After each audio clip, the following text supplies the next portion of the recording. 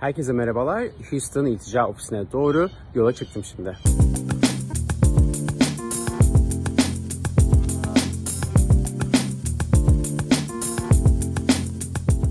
Houston İltica Ofisi'ne geldim. İşte arkamda görmüş olduğunuz bina, Houston İltica Ofisi'nin bulunmuş olduğu bina. Geçtiğimiz günlerde Houston İltica Ofisi'ndeydim. Trans bir müvekkilimizin görüşmesine girdim. Görüşmemiz saat sabah 8'de başlıyordu. Ben müvekkilimle 7.30-7.45 gibi buluştum ve içeri birlikte girdik. Houston İltica Ofisi'nde kapıda USCIS yazmıyor. Yani göçmenlik ofisi olduğu yazmıyor. Ama adresi hatırlayabildiğim kadarıyla 16630'du ve o adreste orada bir kapı var. O kapıdan içeri giriyoruz. İçeride bir güvenlik memuru sizi karşılıyor. Her başvuran kişinin bir A numarası vardır. A numarası yani aynen dosya numarası şeklinde. Ve o memura A numaramızın son 3 hanesini söyledik. O bizi listeden buldu. Check-in'imizi yaptı.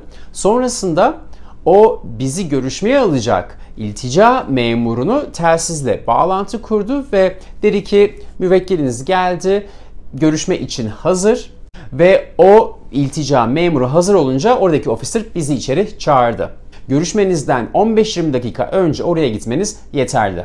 Sonrasında bir güvenlikten geçmek gerekiyor her iltica ofisinde olduğu gibi. Aynen havaalanı gibi bir güvenlik. Üzerinizde silah var mı ya da patlayıcı var mı? Bu şekilde sorular soruyorlar size.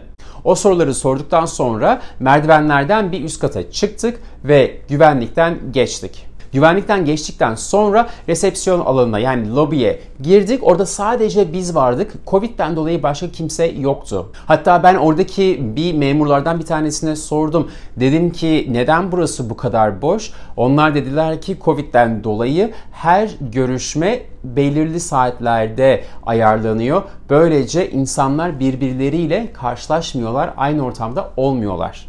Covid'den önce hepimiz onlarca insan bekleme odasında dip dibe oturuyorduk eskiden. Neyse şimdi resepsiyona girdik. Check-in'imizi yaptık. Oradaki memur yani bizim check-in'imizi yapan memur müvekkilimizin parmak izini aldı. Önce sol işaret parmağı sonrasında sağ işaret parmağının parmak izi alınıyor görüşmelerde. Ve sonrasında da müvekkilimizin resmini çekti. Bu işlemde bu iltica başvurusunu ilk yapan kişiyle görüşmeye gelen kişi aynı kişi mi değil mi bunu anlayabilmek için. Amerika'daki her iltica ofisinde bu işlem yapılıyor. Tamamen normal bir prosedür. Check-in'imizi yaptıktan sonra bizi odalara yani görüşmeye gireceğimiz odalara aldılar. Pandemiden dolayı ben müvekkille aynı odada olamıyorum. Aynı şekilde officer da bizle aynı odada olamıyor. Bu yüzden öncelikle müvekkili bir odaya yerleştirdik. Ondan sonrasında ben müvekkilin yan odasındaydım. Bu aşamada officer da kendi odasında oluyor. Üçümüz de yani müvekkil, ilticaya başvuran kişi, avukat ve officer yani görüşmeyi yapacak memur hepimiz bir iPad üzerinden birbirimizi görüyoruz ve birbirimizi duyuyoruz. Müvekkilimiz Türkçe konuşmak istediği için görüşmede kendisini en iyi ifade edebileceği dil Türkçe olduğu için bir de çevirmen hazır bekliyordu. İltica ofisi şu anda çevirmenleri kendileri sağlıyorlar. Türkçe çevirmen telefondaydı.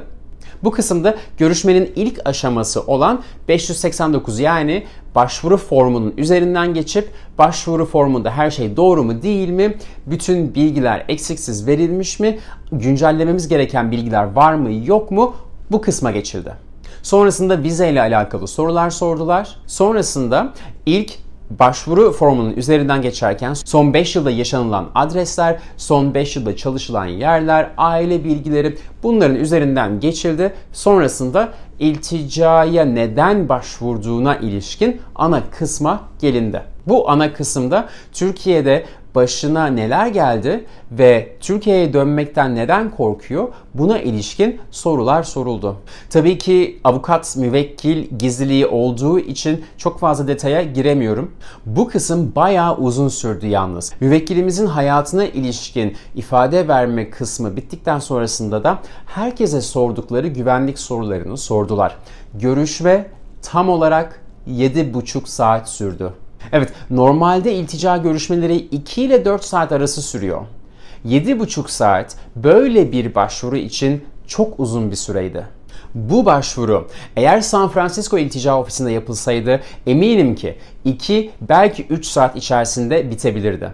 Ama bu görüşme Houston'da 7,5 saat sürdü. 7,5 saat boyunca müvekkilimize başına gelen travmaları tekrar anlattırmak San Francisco İltica Ofisi'nin yaptığı bir durum değil. Ancak böyle bir şey maalesef Houston'da oldu. Officer aslında çok profesyonel davrandı ancak bayağı içten içe sert tavırları da vardı. Görüşmenin başında mesela gülüyordu, çok samimiydi ve sıcaktı. Ama sonrasında örneğin müvekkil bazı konularda küçük karıştırmalar yapınca onun üstüne bayağı gitti. Aslında çok da önemli olmayan konulara bayağı takıldı. Bu arada sabah 8'de girdik ve öğlen 3.30'da çıktık. Ve bu arada tabii ki yemek yenmiyor. İltica görüşmelerine mutlaka ama mutlaka suyunuzu getirin. Hatta yanınızda atıştırabileceğiniz şekilde bir yemek varsa onu da getirin. Bu Houston'daki görüşme benim hayatımda girdiğim en uzun ikinci iltica görüşmesi oldu. Hayatımda girdiğim en uzun iltica görüşmesi 8 saat sürmüştü. Ancak orada sebepler çok daha farklıydı. Çünkü tercüman bulmakta çok zorlanmıştık. Bizden kaynaklı ya da officer'dan kaynaklı bir durum değildi. Görüşmenin sonunda officer, ben ve müvekkil tek bir odada buluştuk. İltica memuru müvekkilden alması gereken imzaları aldı. Bütün sorduğum soruları anladın mı bugün diye sordu. Müvekkil anladığını söyledi.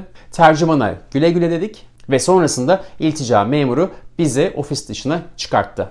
7,5 saat içerisinde 2 kere tuvalet molası verdik. İltica görüşmelerinde istediğiniz gibi tuvalet molası isteyebiliyorsunuz. Bu aklınızda olsun. Tuvalet molaları aslında avukatınızla fikir alışverişinde bulunabileceğiniz çok iyi bir fırsat olabiliyor. Ben her zaman tuvalet molalarını bu şekilde kullanmaya, değerlendirmeye çalışıyorum.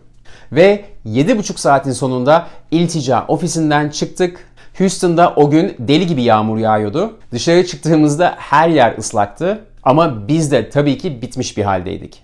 Evet, iltica görüşmelerinde herkesin deneyimi birbirinden çok farklı oluyor. Bu iltica memurundan iltica memuruna farklılık gösteriyor.